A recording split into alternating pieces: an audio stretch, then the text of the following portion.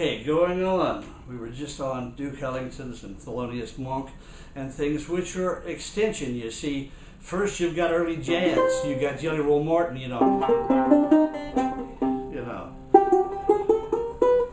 They get to... You've got to...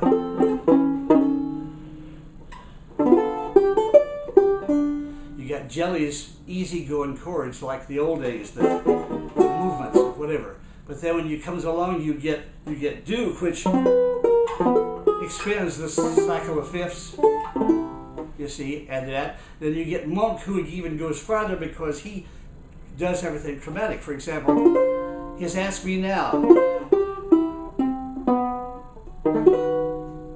See, he starts there, which is like, if you simply want to call it a G minor 7 chord,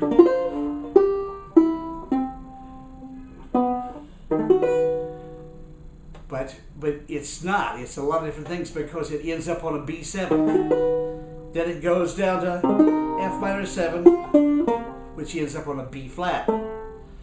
I mean on A. You see, so he's jumped a whole step to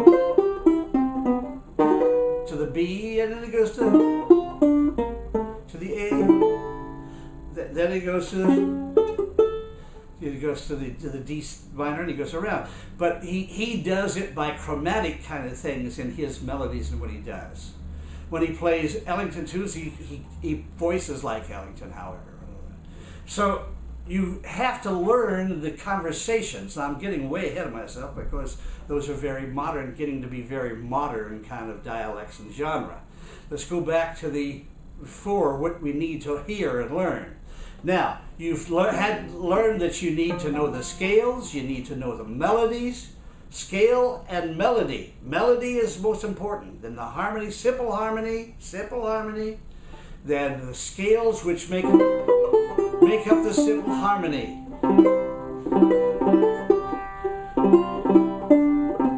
Scale makes up the simple harmony. That's a C scale. Scale make up a simple harmony. So those are things you must learn. Must learn. You must learn to read music. Very simple. These things are very simple to do once you get into them. Okay? Know the melody. Know the simple harmony on them.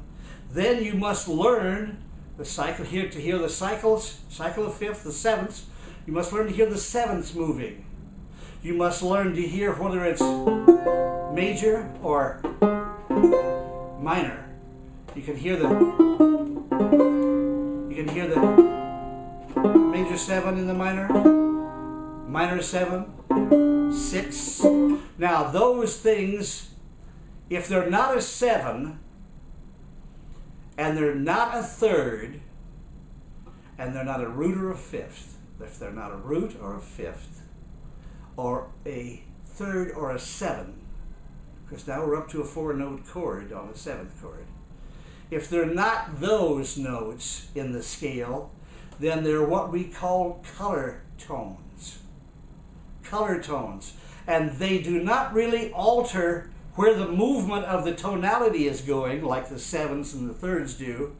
They don't alter the movement of the tonality. They only add color, sound, colorful sound to the harmony. They add colorful sound to the harmony. Now, we said the 7 and we said the 3rd, right? Those are the 2 strong tones of the C7 chord. The C and the G are just the root and the 5th. The bass players playing on all those. It's the 3rd, the E, and the 7, the B flat. Now, if we play the C scale, as I did before, I can go down the C scale.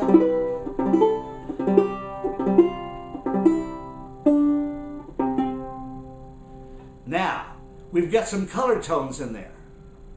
We've got one pitch, which you'll need to learn to hear, the 4th, because that's where the C7 is going to the 4th in the scale. The C7 is going to the F in the C scale. So you need to hear that. You'll need to know where the F is, which is called a suspension. You know when they go, Amen. Well, they're suspending with the fourth in the C chord, to the third, to the ninth, or the second, in that case. Ninth and the second are the same. And back to the third, Amen. You can hear that, can't you? Amen. So you need to know where that is for the F. Now that's the other note coming along that you need to know.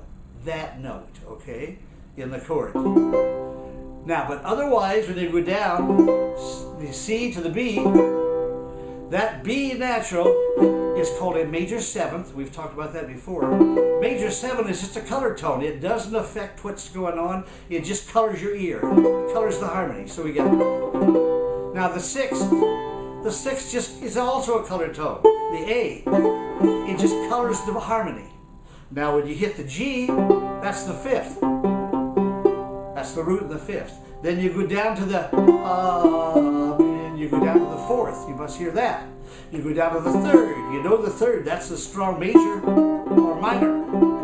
That's the third strong major or minor. Then you go down to the second or the 9, the D, and that again is just a color tone.